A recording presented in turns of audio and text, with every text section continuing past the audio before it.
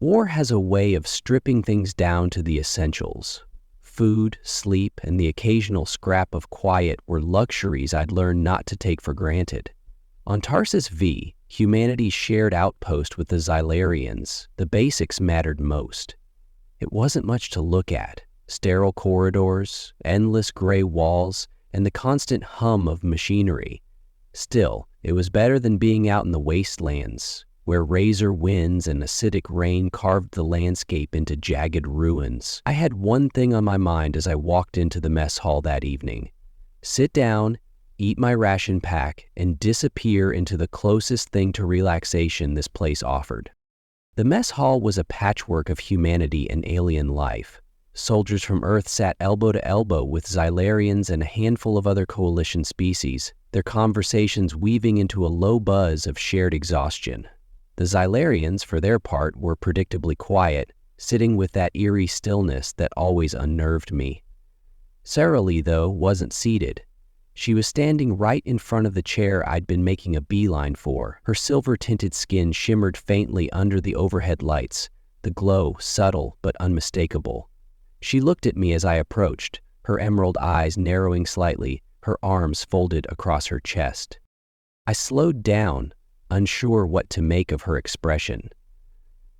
Xylarians always seemed to hold themselves with a sort of detached grace, but this was something else. Calculated, intentional. I cleared my throat. "Excuse me," I said, gesturing toward the chair. "You cannot sit here," she replied, her voice melodic but firm. I blinked. "What? Why not?" Her head tilted slightly, an alien gesture that I'd learned could mean anything from amusement to mild annoyance. "It is not for you to use," she said simply. "It's a chair," I replied, trying to keep my tone even. "In the mess hall. Open seating, right?" Her posture didn't shift, her arms remaining crossed like she was barricading some sacred treasure.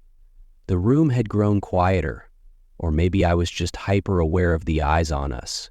A few soldiers glanced our way, their conversations momentarily stalling. The Xylarians at the other tables seemed unaffected, but I couldn't shake the feeling that Sarali was making a point, one I didn't understand. "Look," I said, trying to keep my irritation in check. "I've been on patrol for 6 hours. My legs are killing me. I just want to sit down and eat. What's the problem?" Her gaze didn't waver. "Find another seat." I stared at her, caught between confusion and the kind of annoyance that builds when you're too tired to deal with someone being cryptic. Part of me wanted to argue, but something about her stance, her tone, it stopped me. Before I could say anything else, she reached into the pocket of her uniform and pulled out a small folded piece of paper. She set it gently on the table in front of the chair and, without another word, turned and walked away. I stood there for a moment, caught completely off guard. Xylarians weren't known for carrying personal items, let alone writing notes. Paper wasn't something you saw much of these days either, especially not on Tarsus V, where every resource was carefully rationed. Curiosity tugged at me, outweighing my frustration.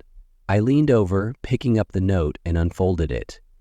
The words were handwritten, the lines surprisingly neat and precise. "You have no idea what that chair means to me. I'm sorry." I read it again, then a third time, the sharp edge of my irritation dulling with each pass. What could a chair possibly mean to her? And why apologize? It wasn't like I'd done anything wrong. Had I? For the rest of the meal, I sat at a different table, but my mind stayed on that note. I didn't know what it meant, but something about the phrasing stuck with me. There was a weight to it, a depth that felt unusual for someone as reserved as Sarah Lee. It wasn't just a territorial squabble, that much was clear. And as I watched her leave the mess hall later, her figure disappearing into the sea of faces, I realized this wasn't over, not by a long shot. I unfolded the note again as I sat at the edge of my bunk later that evening. The words stared back at me, unchanging, yet they carried a weight that seemed to press heavier each time I read them. You have no idea what that chair means to me. I'm sorry. The handwriting was meticulous, every letter carefully crafted as if the act of writing itself carried meaning beyond the words. Xylarians didn't write, at least not in the traditional sense. Their communication was largely verbal, supplemented by complex glyphs and holographic imagery. This note was an anomaly, something entirely unexpected. My mind churned with questions. Why a chair? What made that one piece of furniture significant enough for Serali to not just block me from sitting in it, but to leave behind this cryptic apology?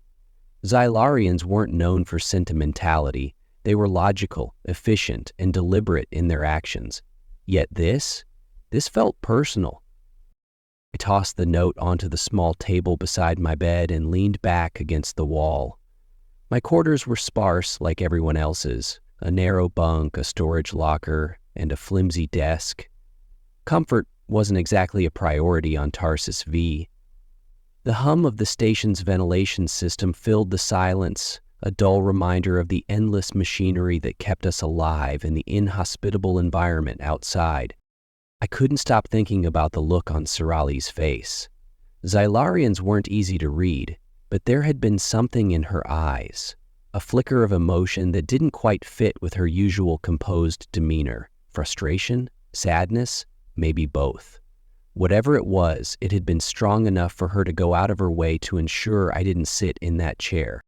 My bunkmate, Corporal Diaz, walked in, carrying a steaming cup of synth coffee.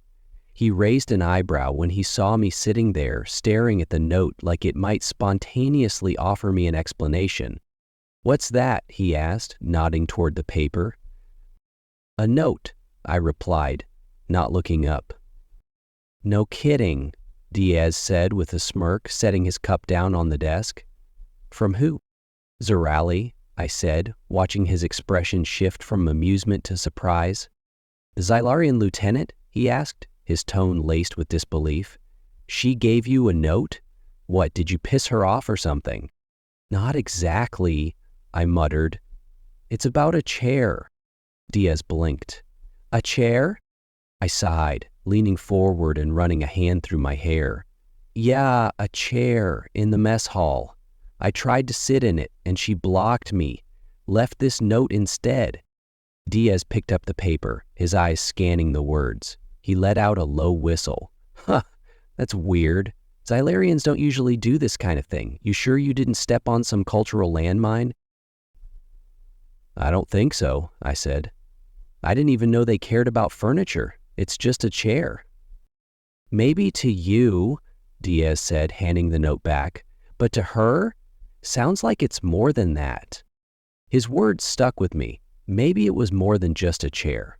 I lay awake that night staring at the ceiling, replaying the encounter in my mind. What could make a Xylarian so protective of something as mundane as a seat in the mess hall? The next morning, I found myself walking past the mess hall, my eyes instinctively drawn to the chair in question. It sat there, unassuming, and identical to every other chair in the room. But now, I couldn't look at it without wondering what I had missed. For the first time since arriving on Tarsus V, I realized how little I understood about the Xylarians. We'd fought beside them, shared meals with them, and lived in the same space, but they remained a mystery. Their customs, their values, their way of seeing the world. It was all alien in the truest sense of the word. And yet, that note, those simple words, they felt familiar, human almost. You have no idea what that chair means to me. It was the kind of thing someone would say about a memento, something tied to a memory too painful or precious to let go of. I decided then and there that I wasn't going to let it drop. I didn't know what that chair meant to Sarah Lee, but I was going to find out. The next day, my patrol route conveniently took me near the diplomatic wing of the base. I told myself it wasn't intentional, but I knew better. Ever since Sarah Lee had left that note, something about her words had gotten under my skin. It wasn't just the mystery of the chair. It was the emotion behind it. the kind of emotion I hadn't expected from someone like her. Xylarians weren't emotionless, but they didn't wear their feelings on their sleeves like humans. Everything they did seemed calculated, deliberate, yet the note had been raw, personal. It lingered in my mind, demanding answers. The diplomatic wing was quieter than most of the base. Xylarian staff moved through the halls with their usual fluid efficiency, their silvery forms gliding past like ghosts. Among them, I spotted Sarah Lee. She stood at the far end of the corridor, reviewing a holographic display with a small group of her colleagues. Her posture was as straight as ever, her expression neutral, but there was something about the way her hands moved as she gestured to the display. Quick, clipped motions that hinted at a deeper frustration. I hesitated, unsure if this was the right moment to approach her. She hadn't exactly invited a follow-up conversation, and I wasn't eager to get on her bad side again. But the note burned in my pocket, and the memory of her voice, sharp and unyielding, pushed me forward. "Lieutenant Surali," I called, my voice steady but not loud enough to draw unnecessary attention. She turned her head toward me, her piercing green eyes locking onto mine. For a moment, she didn't say anything, just watched me with that same inscrutable expression that made me feel like I was being analyzed down to my DNA. Then, with a small nod to her colleagues, she stepped away from the group and approached me. "Sergeant Carter," she said, her tone even, "is there something you need?" "I wanted to talk about yesterday," I said, "about the chair and the note." Her eyes flickered, a brief flash of something I couldn't quite place, but her face remained unreadable. "I thought the note was clear," she replied. I apologized. "What more is there to discuss?" "It wasn't clear," I said, folding my arms. "You said I didn't understand what the chair meant to you. You're right, I don't. But I want to." She tilted her head slightly, the Xylarian equivalent of raising an eyebrow. "Why? The matter is resolved. You found another seat." "It's not about the seat," I said. "It's about why it mattered so much. You blocked me from sitting there, left me a note, and walked away. That's not nothing. If it's important to you, I want to understand." For a moment, I thought she was going to brush me off again. Her gaze shifted as if she were weighing something in her mind. Then, without a word, she turned and gestured for me to follow her. We walked in silence down the corridor, past the bustling common areas and into a quieter section of the wing. She led me to a small, dimly lit room that looked like a storage area repurposed as a workspace. Holographic displays lined the walls, casting a faint blue glow over the sparse furnishings. From a nearby table, she picked up a slim, palm-sized device and activated it. A hologram flickered to life, displaying an image of a Xylarian male sitting in the very chair I had tried to use.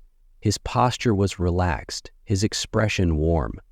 At least, as warm as Xylarian's expression could be. He wore a uniform similar to Surali's, though it bore different insignia, ones I didn't recognize. "This was my brother," Surali said, her voice quieter now, almost fragile.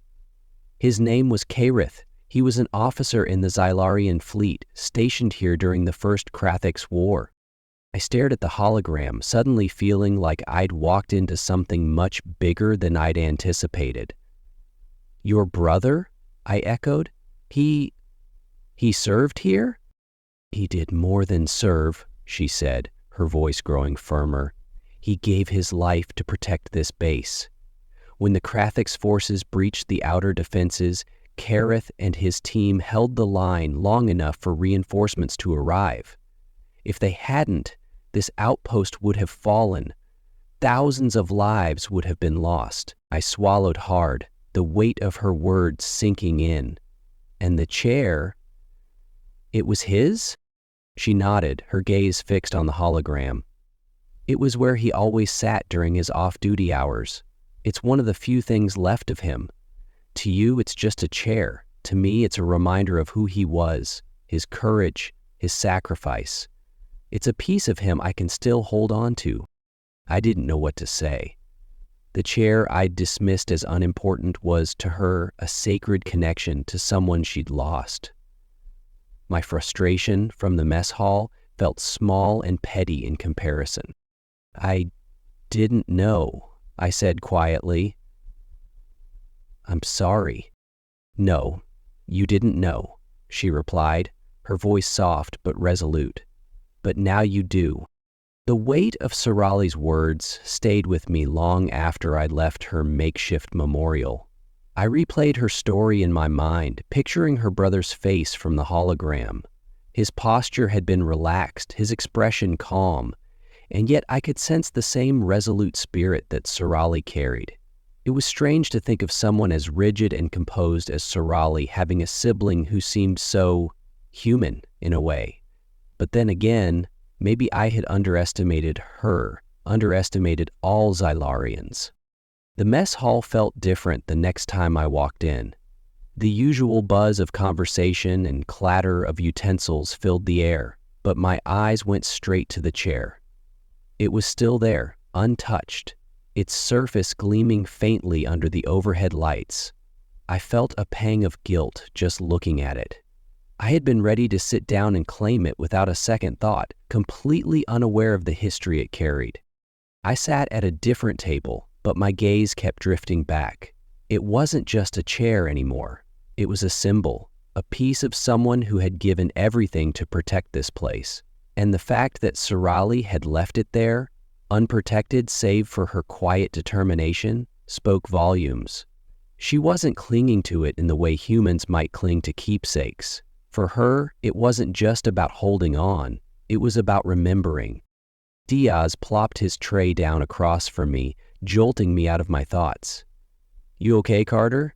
You've been staring at that chair like it owes you money." I sighed, shaking my head.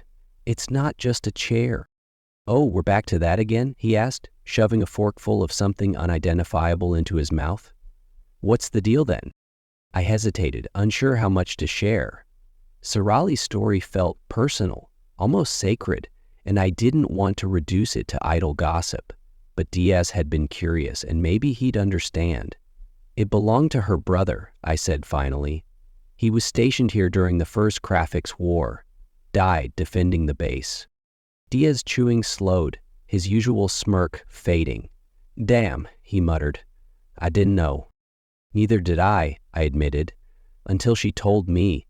It's not just a piece of furniture to her. It's all she has left of him." He nodded slowly, his expression more thoughtful than I'd ever seen it. "Guess that explains a lot. Makes you think, huh? How much stuff like that is around here, things we just ignore because we don't know the story behind them." I didn't answer, but his words stuck with me. How many other relics were scattered around this base, each carrying its own history, its own weight? It wasn't something I'd thought about before. As soldiers, we lived in the moment, focused on survival and the next mission. Reflection wasn't exactly encouraged. But now, I couldn't help but wonder. Over the next few days, I found myself paying more attention to Sorali. I'd catch glimpses of her in the corridors, in the command center, always moving with that same measured precision. She didn't seem different on the surface, still composed, still quiet. But I noticed things I hadn't before. The way her gaze lingered on the chair when she passed the mess hall. The way her fingers sometimes brushed against the insignia on her uniform, a small but telling gesture. I wanted to talk to her again, to tell her I understood now, at least a little. But I wasn't sure how to approach her. She had shared something deeply personal with me, something she hadn't been obligated to explain. The last thing I wanted was to intrude further. Still, the thought nagged at me, a persistent itch I couldn't ignore. It wasn't until a few days later that the opportunity presented itself. I was returning from a late patrol, the corridors nearly empty, when I saw her standing outside the mess hall. She was alone, her posture as rigid as ever, but there was a distant look in her eyes. For a moment, she seemed less like the stoic officer I'd come to know, and more like someone carrying an invisible weight.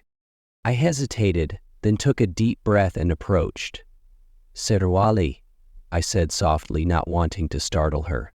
She turned, her expression guarded but not unkind. "Sergeant Carter."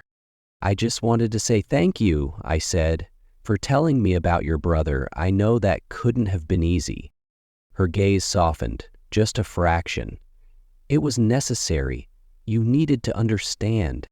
"I do," I said. "At least, I think I do. And for what it's worth, I'm sorry for your loss."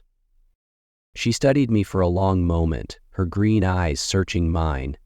Then, with a slight nod, she said, "Thank you." It was just 2 words, but they carried a weight of their own, a quiet acknowledgement that felt more significant than anything else she could have said. In the days that followed, I couldn't shake the conversation I'd had with Serwali.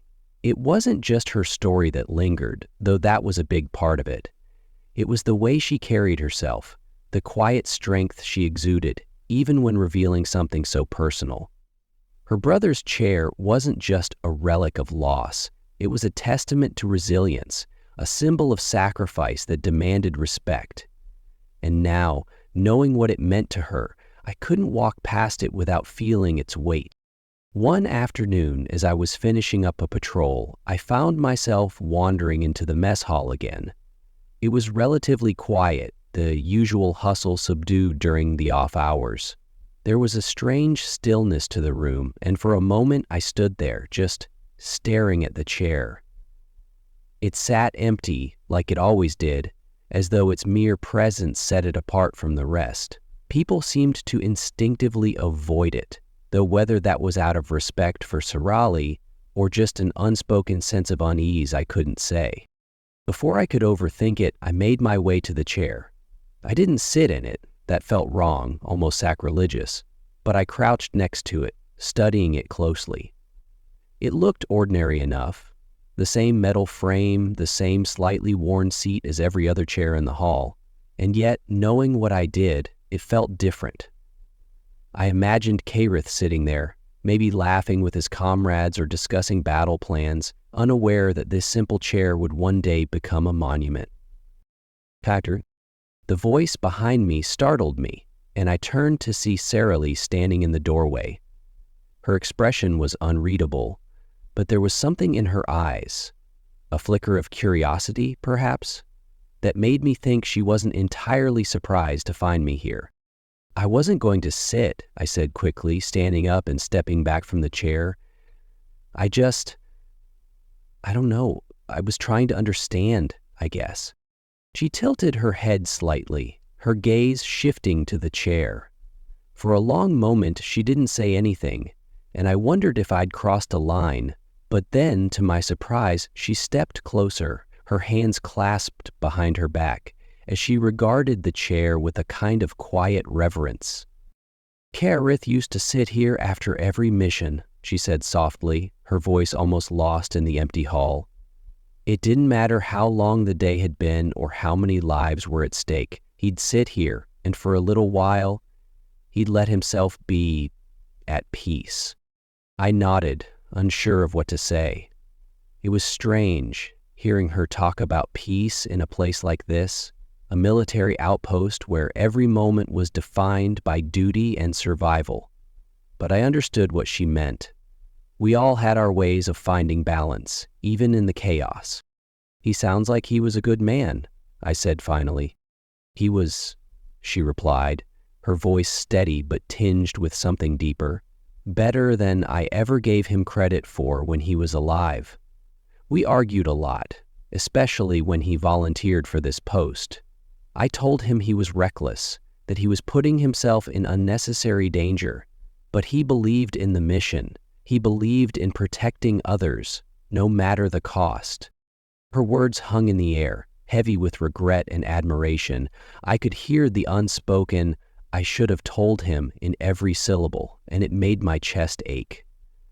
I wanted to say something comforting, something that might ease the weight she carried, but I knew there was no magic phrase for that kind of loss. "I think he'd be proud of you," I said instead, "for keeping his memory alive, for making sure people like me understand what he gave up." She looked at me then, her eyes sharp but not unkind. "It's not just about Kyrith," she said. "It's about all of us, humans, Xylarians, everyone on this base. We're here because of sacrifices like his. That chair, it's not just his. It's a reminder of what we're fighting for, what we're willing to give." I swallowed hard, nodding. "I get it now. I really do." She studied me for a moment longer, then gave a slight nod of her own. "Good. Then make sure others understand too." With that, she turned and walked away, leaving me alone with the chair. Her words echoed in my mind, a challenge and a responsibility all at once. It wasn't just a chair anymore, not to me, not to anyone who knew its story. It was a legacy, one that demanded to be honored. And as I stood there, I silently vowed to do just that. Days passed, and the story of the chair sat with me, more deeply ingrained than I expected. It wasn't just a moment of understanding between me and Sirali. It was a shift in perspective. I started noticing the little things around the base, the overlooked details that hinted at deeper histories, a scuff mark on a bulkhead, a dent in the corner of a table, the faint, burned-out remains of a hand-painted emblem on one of the mess hall walls. Each of them felt like they held a story, something forgotten by most, but no less significant. It wasn't long before word got around about my encounter with Sirali. Diaz must have said something after our conversation because soldiers who hadn't paid me much mind before began asking questions. At first it was casual, almost offhand. "What's the deal with the Xylarian in that chair?" someone asked in passing. I found myself repeating the story, keeping it simple, respectful. It wasn't mine to embellish, after all. But something strange happened. The more people learned about the chair, the more they seemed to change how they interacted with it. The mess hall had always been loud and chaotic, a space where soldiers blew off steam between shifts. Now, there was a noticeable quiet whenever someone approached the corner where Kareth's chair sat. Conversations hushed, and people gave the chair a wide berth, not out of fear, but out of respect. I caught glimpses of Sirali during those days, as composed as ever but clearly aware of the shift. She didn't acknowledge it outright, but there were subtle signs. The way her shoulders relaxed slightly when she passed through the mess hall, the faintest incline of her head when someone moved aside to let her walk by. She knew what was happening, and for once, she didn't seem to mind the attention. It wasn't just the humans who noticed, either. The Xylarians on base started to follow suit, their normally aloof demeanors softening when they entered the mess hall. A Xylarian technician I'd never spoken to approached me one day, their silver-gray skin catching the light in an almost ethereal way. "Thank you for understanding," they said, their voice a low, melodic hum. Before I could respond, they nodded once and walked away, leaving me both puzzled and strangely moved. As the days turned into weeks, the chair became more than a symbol of Kareth's sacrifice. It became a point of connection. People who rarely interacted began sitting together, sharing stories about their own fallen comrades. Soldiers swapped tales of battles fought and friendships lost, their voices tinged with both sorrow and pride. The mess hall, once a place of fleeting noise, transformed into something deeper. It became a space where we remembered, where we honored, not just Kareth, but all who had come before us. One evening, as I lingered in the mess hall after hours, I saw Saralee standing by the chair. She wasn't doing anything in particular, just standing there, her hands clasped behind her back, her gaze fixed on the empty seat. For a moment, I considered walking over to her, but something held me back. This was her moment, and I didn't want to intrude. Instead, I watched as she reached out, her fingers brushing the edge of the chair ever so lightly, almost as if she feared it might break beneath her touch. Then she turned and saw me. I expected her usual reserved expression, but instead, There was a softness in her eyes, something I hadn't seen before. She nodded once, a silent acknowledgement, and I returned the gesture. No words were needed. Later that night, as I lay in my bunk, I thought about what Sarali had said, about the chair being more than just Kareth's. She was right, of course. It wasn't just about one man or one loss. It was about all of us, about the shared burden we carried as soldiers, as people. The chair had become a reminder of what we fought for and why we kept going, even when it seemed impossible. The next morning, I found myself back in the mess hall, standing near the chair as the room buzzed with activity. A young private hesitated nearby, her tray in hand, clearly unsure of where to sit. She glanced at the chair, then at me, her expression a mix of curiosity and uncertainty. I gestured to an empty spot at my table, and she smiled gratefully, sitting down with a quiet thanks. As we ate, I noticed others doing the same, inviting someone new to sit, sharing stories, building connections. It wasn't dramatic, but it was enough. The chair had done something none of us expected. It had brought us closer together, reminded us of the importance of understanding each other, of seeing the person behind the uniform, the story behind the surface. By the end of the day, I realized something. The chair hadn't just changed how we saw Sarali or Kareth, it had changed how we saw ourselves. And in a place like this, where life was often defined by conflict and survival, that was no small thing. The base felt different now, though it was hard to put into words. Life went on as it always did. Patrols, drills, briefings, and the occasional burst of chaos when a mission required all hands on deck. But something unspoken had settled among us, a quiet bond that hadn't existed before. It wasn't as though everyone had suddenly become best friends. Tensions and rivalries still flared, as they always would in a place where humans and Xylarians lived side by side. Yet there was a shared understanding now, a subtle shift in the air, as if we were all carrying a piece of Kareth's legacy.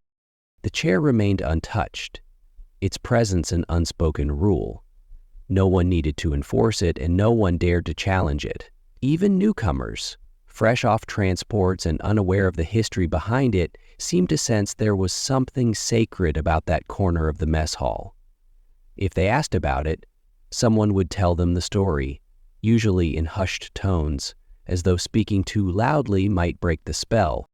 One evening, after a particularly grueling shift, I found myself back in the mess hall. It was nearly empty, the low hum of the ventilation system the only sound.